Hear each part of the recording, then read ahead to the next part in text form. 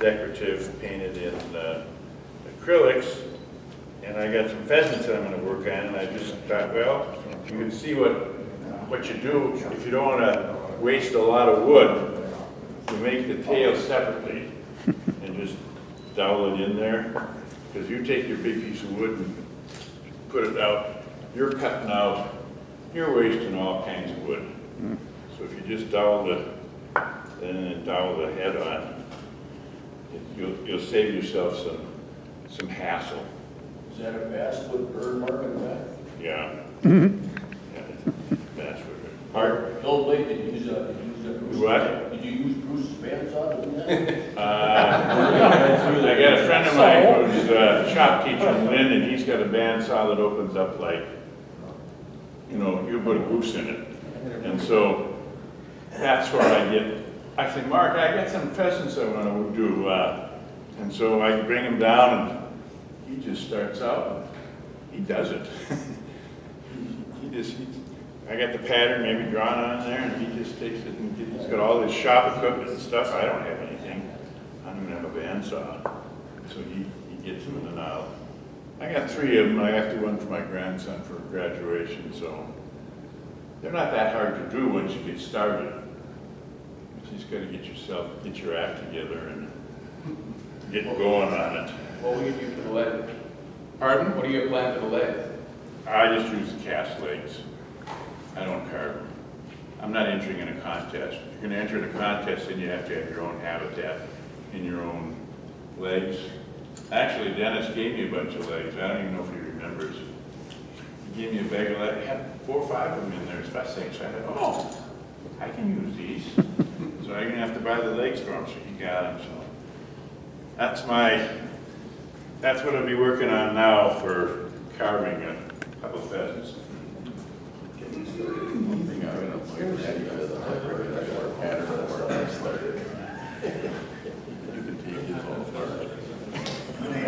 That's pretty primitive, but it's cool. You got it all on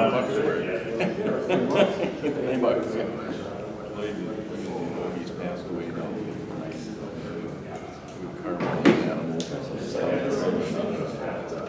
Years ago, when I lived in Lincoln, we used to always go to Shakopee to come foods that way. Right in Shakopee, in front of the old antique store, and I bought this. It had to be in '76 or '7. I paid $35 for it. And it's supposed to be a hen mallard. Oh, so how old is it? It's pretty old. So. This is a bluebill I bought at the Decoy show. I paid $38 for that, so it's got to be a few years ago for that too. So, because anything, even this, you get about more than $38 for it now. So, but they've seen their day. They've done their job. So. Put them on my shelf and look at them. Okay.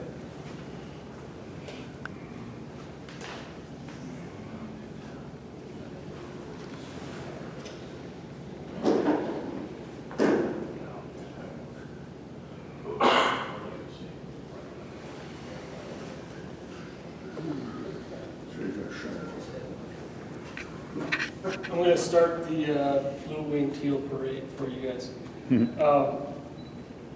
With any amount of luck, these will be the last blue wing teal I ever carve. This is the project that wouldn't die.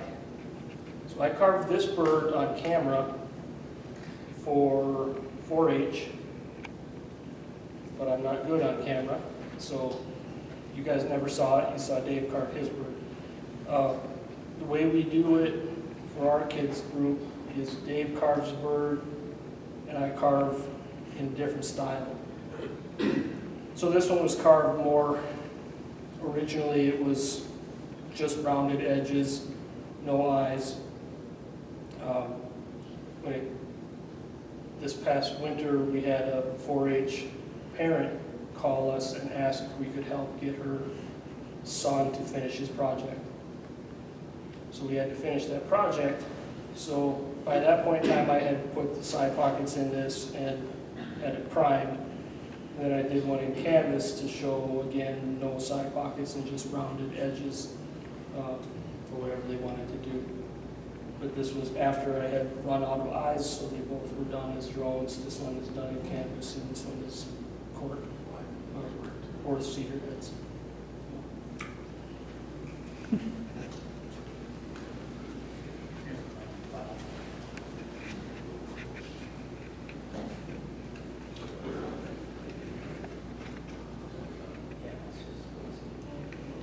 If they're close enough to see, if they don't have eyes, they should be dead by then.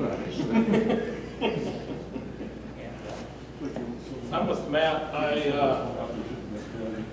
We ended up carving blue-winged teal with the 4-H group because we had a bunch of them left over that didn't get used for the Bloomington show.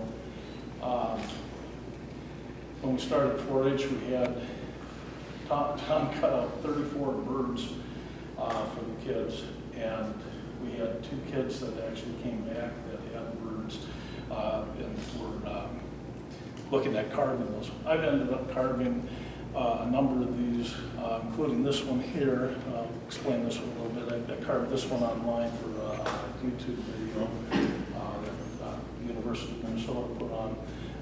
Did not paint that one. I'll come back to that one in just a minute.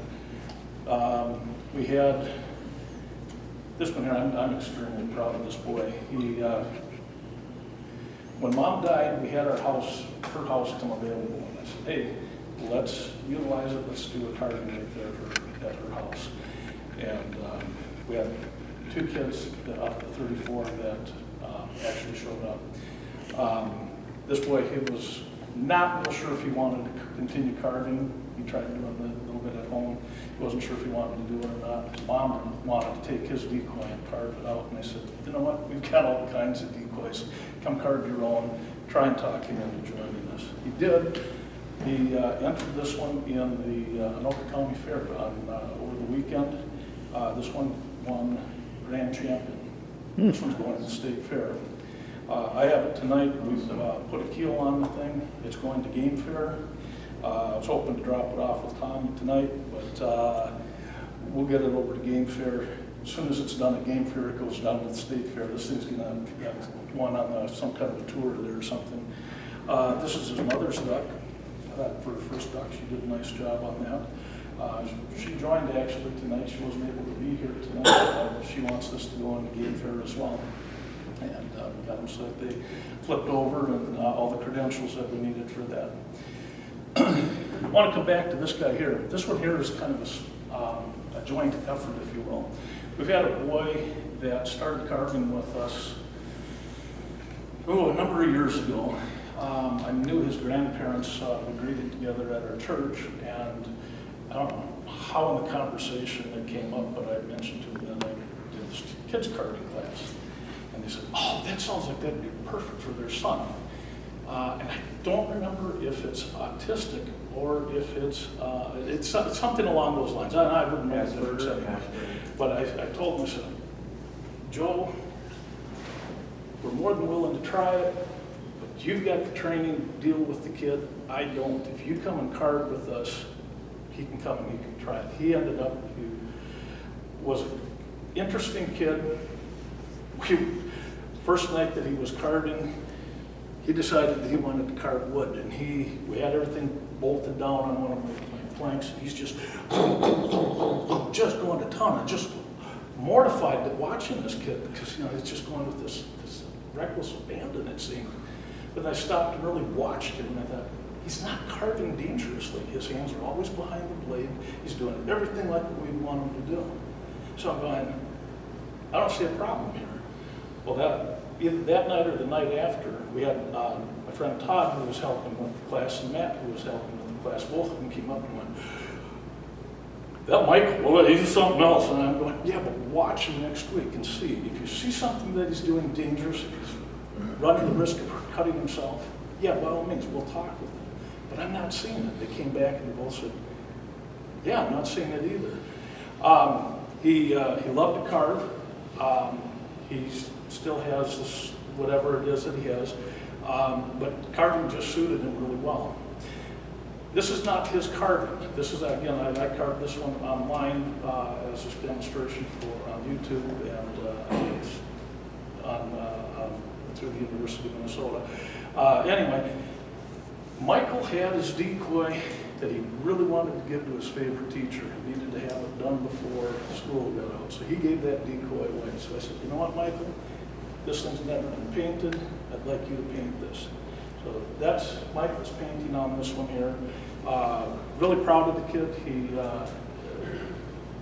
just took to carving like I've never seen anybody really take to it. He was one of the few kids that would give him something, take it home, and he would actually work on it. None of the other kids wanted to do work at home.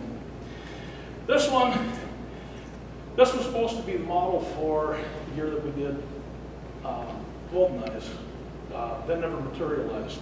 Had this decoy sitting on my shelf for a while and said, you know what, this would be a really good one to finish up and enter at Game Fair.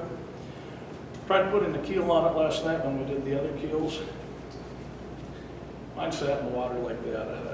Okay, that one won't be going to Game Fair unless I can get it fixed before then.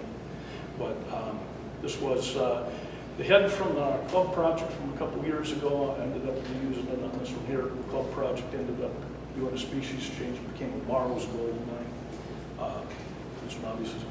All of these are cork and painted with acrylic and house paint.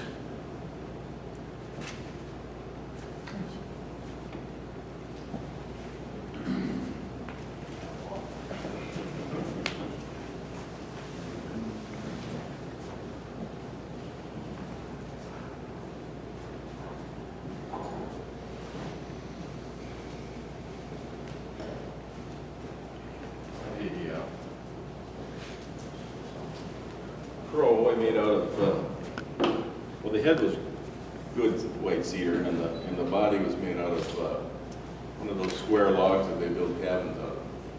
And there's a reason they build cabins out of them, because they're not good for anything else. They were split and they had knots, and I got most of it pretty good. And then I distress it pretty good. I throw it in the rocks and a little stain over the top of it. It doesn't show much of my purple through, but the head had a little purple on it. It's a Purdue style crow, but I put it on a stick. Charles Purdue had a deal where he had wire legs, and it was kind of, and he bent them over and had a staple in them, so they were real solid. But I just decided to put them, they're real sculptural, this crow, so I just liked the pattern. I took it off an old auction catalog. So, these catalogs are really good. They have great pictures in them. So. And this is a working perch decoy.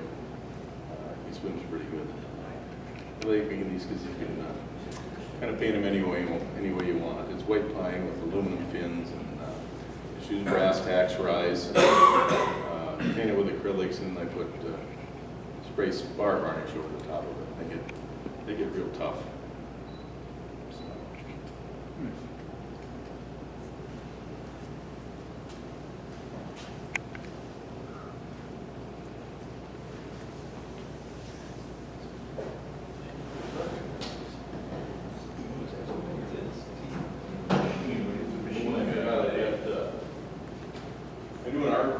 I've been on this for about 17 years, and there's some brochures over here if you want one. I did the art on the front. I made a block print with one of my decoys. I also did the poster, and this is all printed, but I did the poster be printed on an old press, and I helped with that. It's kind of a fun experience. That's coming up in October, first weekend in October.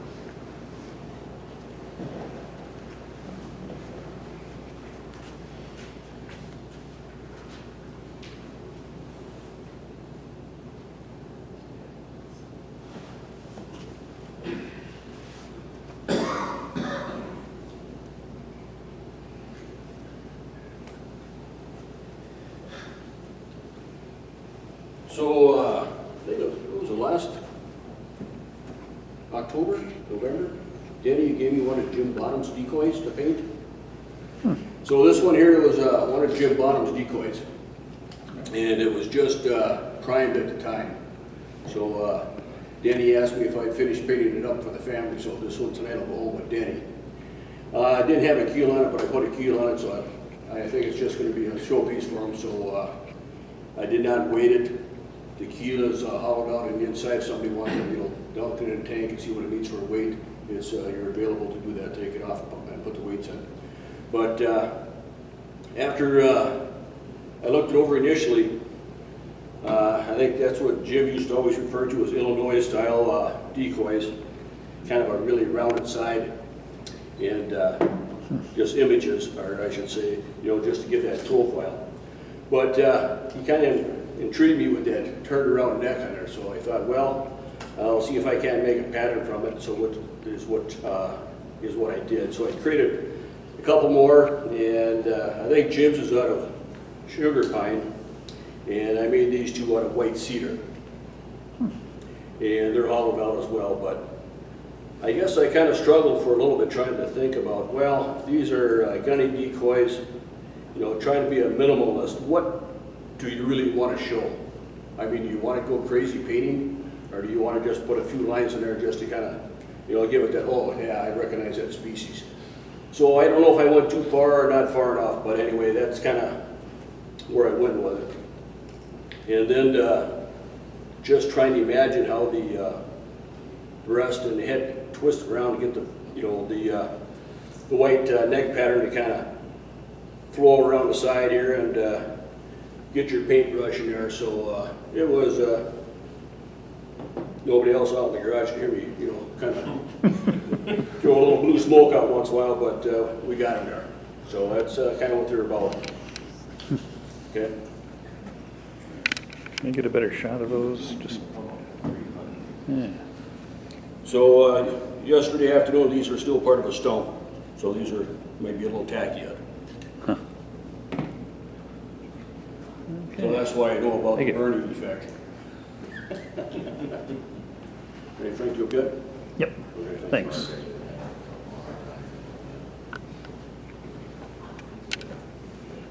I think that Cedar is fine, birds, so they can pass with it. But can't get rid of it.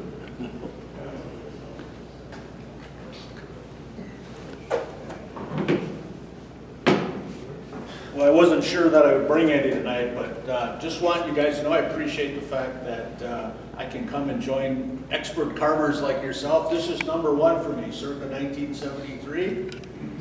You'll notice that I used whatever wood I had. I had a Craftsman jigsaw, and I glued up all the pieces. And what I learned very quickly is that I don't think I ever want to do it this way ever again.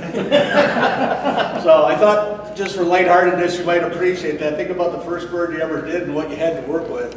We didn't have the internet, we didn't have patterns and any of that. So that's number one. This one, my goal in life is to have a rig someday of 280 that I can hunt over, right? And so I've just more recently started to carve more. I've painted a lot of decoys over the years. Some of you know Don Soderlin. Him and I used to do a lot of painting of birds in oils, working stools, which is a more simplistic way. But I love the notion of carving, and it's fun to do. But at some point, I get impatient. I want to see life in the bird, and I try to go to paint. But I've learned that if I go too quick, my birds end up a little boxy, because as Tom would say, rounding. You got to keep working rounding, right? And I'm not always patient enough to do that. So this was number 5. This is a little green-winged teal drake. Usually my inspiration comes after you've had a good day in the field, and we had a good shoot on some green-winged teals, and I felt compelled to come home and try that. And for me, it was just a fun little exercise, a neat little bird. Not floated it. I can't guarantee that it floats. I haven't gotten that far in any of that kind of, in terms of experimenting with the birds. But my hope is that, I can do some more of that. So this is number 6, which is a canvasback and drake. And one of the things I love about cans is when you first drop them, that fluffiness. I love puffy, and sometimes I exaggerate. I feel compelled to exaggerate the bird just because that puffiness in the bird really excites me in the field, And after they sit for a few minutes or maybe 30 minutes or an hour, you kind of lose that. And so we take as many photos as we can right up front just because we enjoy that part of it. So my hope is to carve a few more of these. It was kind of a different pose, something different to try. I don't know that I got it right. So, and then number 7 is a coot, and I think 8 is I'm working on the widgeon at the club's project this year. So hopefully that'll turn out too. So So those last two birds, what are they carved out of? These, pine. Okay. It was before, you know, I've read a lot about white cedar, and that was a classic wood, but I never had a source. And so I had a tendency to just use what I could get my hands on, right? So these are pine.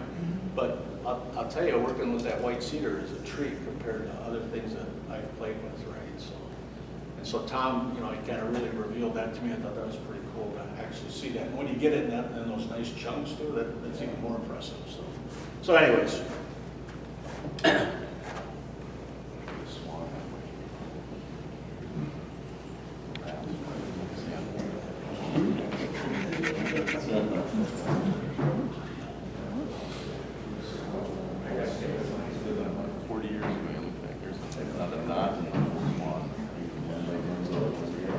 I haven't done anything all year, and we're heading up to Canada in about a month, and I figured I wanted to do a couple more canvas bags. So I think maybe 4 or 5 days ago I started carving, and I just finished these heads a couple of days ago. This is northern white cedar. This one's going to be kind of sitting like he's chewing on a zebra mussel or has botulism or something. His bill's in the water. And this is just a hand. So just want to show you what I've been doing. Hopefully I'll have them done for our trip, and maybe I'll bring them in October to show you what they do.